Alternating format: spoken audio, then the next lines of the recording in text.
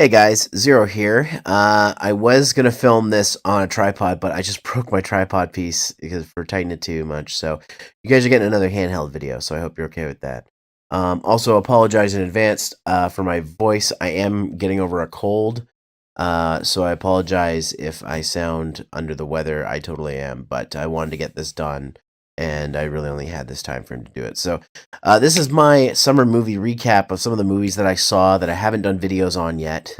So I wanted to take this time to do that. So first off, let's start with a banger, Deadpool and Wolverine. Fantastic, best of the trilogy. There's not a bad movie in the Deadpool trilogy, which is great because a lot of the Marvel series have like one or two movies that aren't great. Like I would say, like that are like the black sheeps, like Avengers Ultron, Thor 2, Iron Man 3, to some extent, Spider Man Far From Home, stuff like that. So they all have like one that's kind of like a dip, but Deadpool doesn't have that. So they're all fantastic. Spoiler free review, go see it. It's a 9 out of 10. Fantastic movie. But for the spoilers, just a great crossover. They got Wesley Snipes back as Blade. They got Elektra back. They got Chris Evans back as the Flaming Torch, which he hasn't done that in forever. That was such a surprise.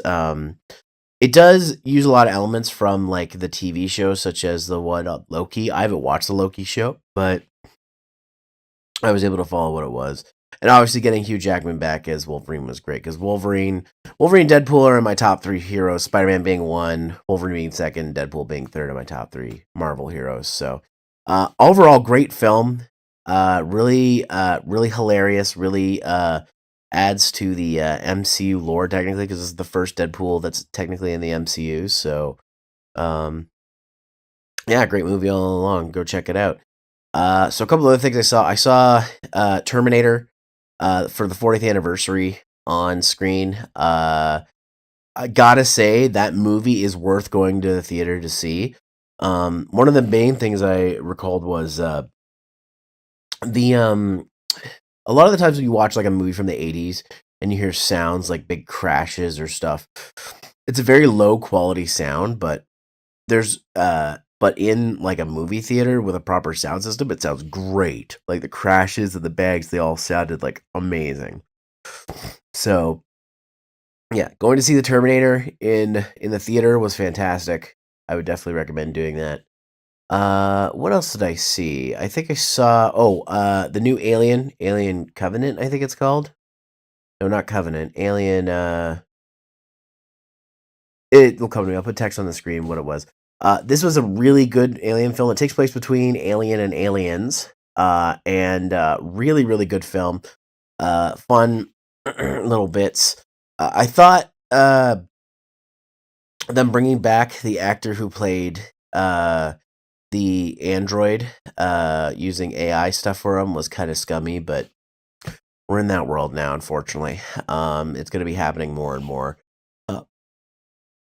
But I like that movie that the end wasn't the end. It just kept going, and we got to see more things. We got to see, again, spoilers. Here we go. We get to see a human alien again, this time different from the one from Alien Resurrection. This was like, there's a pregnant lady, and she got infected by a xenomorph, and it morphed the baby into this weird, like, human alien thing, and I thought it was cool. I thought it was cool that the movie wasn't done when it was done. You felt like it was over, and then it just kept going. I thought that was really cool. A lot of people are shitting on the movie, but honestly, I think out of like it's the best alien movie since Aliens, I think. And like that's a tall order to put in because while I like Alien Resurrection, it is silly, and the AVP movies are silly too. It's been a long time since I watched Prometheus, and I haven't seen the one after that. That one's Alien Covenant, I'm pretty sure. So I haven't seen those, but based on what I've seen, this is the best one I've seen since Aliens. So definitely go check this one out. Another movie that went back to the silver screen that I watched was I think the 50th anniversary of Blazing Saddles. Now, I'd only seen this movie once before. I watched it with my roommates, a few months ago. I had never seen it. One of the Mel Brooks movies I'd never seen. So we watched it, and I enjoyed it. But it was hard because we were talking through a lot of it. So I thought I got invited by Mittens to go watch it for the 4th anniversary on the big screen. So I thought, hey, that sounds cool. So I checked it out, and was not disappointed. It was just as good as the first time I saw it. It is still rather funny, even being as old as it is.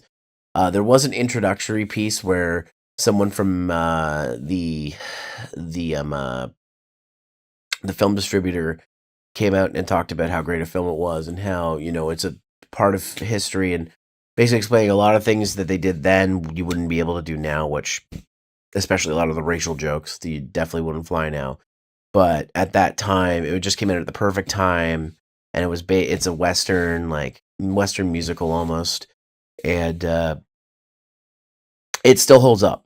Blazing Saddles is still a fun movie if you can get past the era, the like some of the era specific racy humor, then you'll have a good time. I just say keep an open mind and remember it was a different time when that film came out. But yeah, it's a classic, just like a lot of Mel Brooks' stuff. So that's all for now. If I think of anything else, I'll cut it in. But for now, thanks guys for watching, and I will see you on my next movie review. And I do have more content coming out soon, I promise.